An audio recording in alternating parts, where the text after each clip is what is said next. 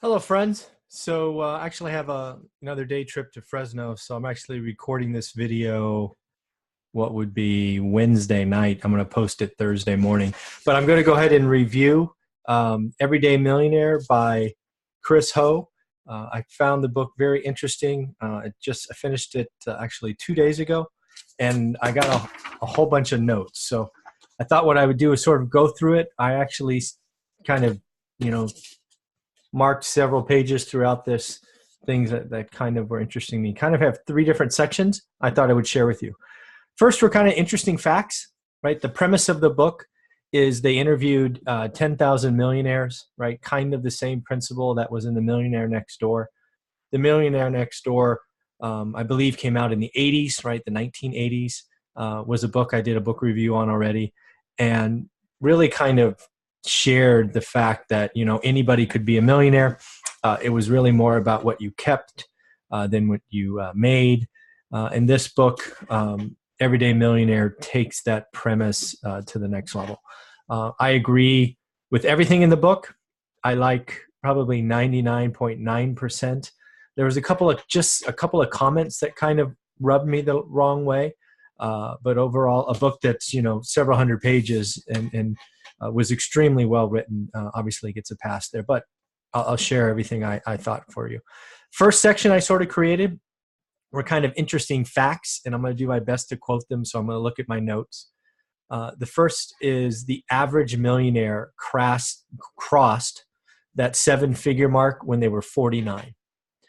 Now, it should come as no surprise to you that, you know, Chris is a Dave Ramsey fan, follower, coach, I believe.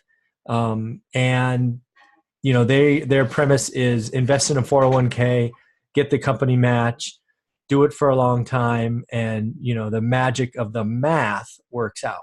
So the average millionaire, again, in their study, crossed that mark of seven figures at 49. I thought that was interesting.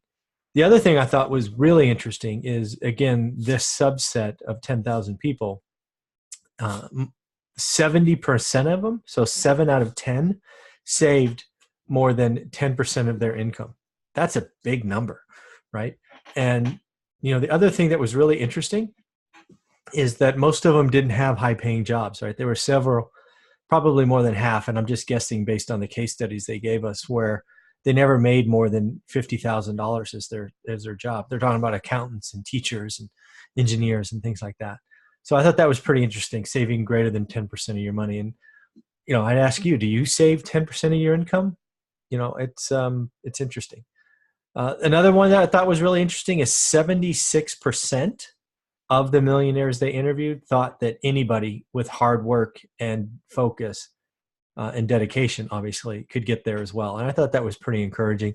That really goes to the fact that the people that crossed that barrier realized that they didn't do anything special, if you will. So I thought that was pretty good on them. The other one, obviously, I said it already, is high income doesn't make you a millionaire. Frankly, a high income, they highlighted several times, could lead to bad behavior and overspending and things of that nature. So I thought that was pretty good. And then this is the one that got me, is 79% of the millionaires they interviewed did it via the 401k and their company matches and their retirement plans. I think this was really selection bias, right? I think, you know, they interviewed 10,000 millionaires that follow Dave Ramsey and that kind of message. It's people that are in their circle. They were very clear about it. It's not like they were hiding it or anything. But, you know, it kind of rubbed me the wrong way that they were so focused on that. I think if they would have looked at 10,000 millionaires, maybe half from that and half from elsewhere, I think we might have found some different stories. And we'll talk about that in a minute. So there's a couple of things, though, I just flat out fully agreed with. I believe there are a lot of people allow what they called, and I think I've quoted it correctly, is lifestyle creep. That means as your wage goes up, right, or maybe it goes this way, your spending goes up. I suffered through that through my 20s. As my income went up, I just bought more stuff. I bought nicer stuff. You know, and now what I call need versus want, I was buying wants and not needs. And they talk about, again, in the book, if you're focused on your needs and then you're saving, that's how you get there. And you do that over time. You do that with the support of your significant other and the rest of your family, and you can get there. You might get there when you're 49, like they did in their story, but you can get there. Again, they do the whole discipline, budget, sacrifice, right? They took care of their needs, but their needs were pretty basic. Again, they had discipline and then budgeted and they tracked and they did all of that. I thought it was interesting that all walks of life following this strategy. In fact, if you want the slow path to the process and you're willing to work for 40 years, I think the math says that even if you make 50 grand a year, you can become a millionaire. You do this, you do some savings, 401k, you get your company match. Assuming the stock market does what it has historically done, I think 40 years, if $1 million is the simple goal, then there you go. Nothing was overnight. They made a very big point of that. This all takes time. It takes dedication. I think they said something like 91% of them did it in more than 10 years, which means some of them did it in less, but most of them got there in greater than 10 years, which makes total sense. They're not taking high risks, high growth. They're not investing in crypto or whatever early. They actually had a couple examples of people just making bad investments and burning through a $250,000 in one example on vitamin popsicles or something. It was a funny story, actually. Again, anyone can be a millionaire. It's boring. It's slow. It's just doing a process and over and over every week putting stuff away. They don't do uncalculated risks. They do have their money work hard, right? They're making sure it's in there. And then they were also very keen on the fact that it's important to do it with your significant other, which I believe as well. You can't have one person earning and saving and then the other one's leaking oil and doing something else. So I thought that was pretty well done. A couple of other ones they talked about that kind of, got at me is they're obviously pushing the debt-free message, which I think is great, right? I think having credit card debt or student loans or car loans or any of that is interest you shouldn't be paying, right? In my opinion, paying off your house, right? That's kind of a judgment call, right? I think before you retire, your house should be paid off.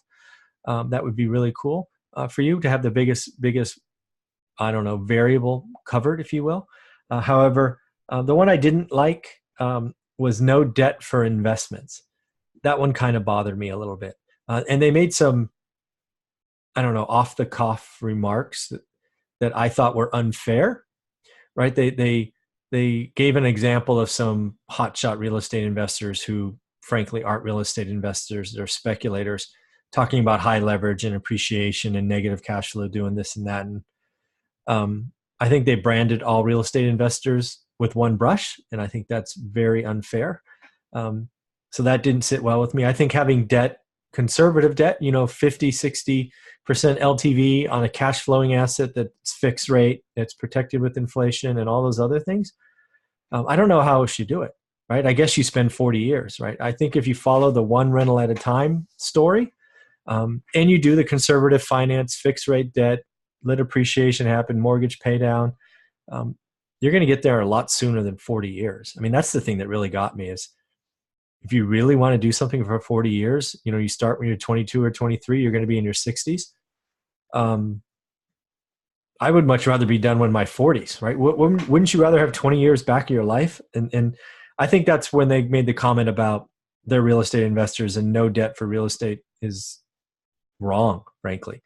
I think if you're buying a cash flowing asset and you have a 50% loan, right? You put down 50% and you let your tenants pay off the other and you're cash flowing $500 or $600 a month, right? And maybe it's turnkey or it's pride of ownership and there's no repairs for 5 or 6 years. I mean, come on, right? It's pretty cool. The other one that they talked about that kind of rubbed me the wrong way is they made a very clear definition of financial freedom or financial independence. And their definition was being debt-free. That's certainly not my definition, right? My definition is having more income coming in every month than my bills are by a margin, right? It is nice to have some assets debt-free. That's options for you. But again, I think sort of, highlighting all debt, even debt on investment properties is a mistake, is an error in judgment, right? Having investment properties owned free and clear, frankly, in some worlds can make you a target. and having and borrowing money against them is tax free. So, you know, I didn't like some of that stuff, but in the end, I think, you know, everyday millionaires, for most people, if you don't want to take the risk, if you don't want to learn your market, you want to do the homework we talk about in that book, One Real at a Time. I think it's a great book. I think everybody should read it. I think you should read The Millionaire Next Door and read this one. It talks about the same things, right? Live below your means. Don't believe people with nice cars all have money. Anybody can do it as long as you focus. Get on board with your significant other. And you know, again, lastly, anyone can do it. So in the end, very happy with the book. I'm glad I read it. I got halfway through and I was like, I don't know if I could finish this one, because I didn't like how real estate investors were branded in a couple of their comments. But I got through it, right? If you start something, finish it. And I did. And I do think Chris Hogan is about helping people. I think he's authentic and genuine, which is awesome. And I recommend the book. I think Everyday Millionaires is a book that I will read probably every time I read Millionaire Next Door. I'll follow up with this because I think they're a nice tie-in. So at the end, I wanted to make sure you had a video today because I'm off to Fresno, and you never know when I'll be able to get a video done. So have a great day and take care.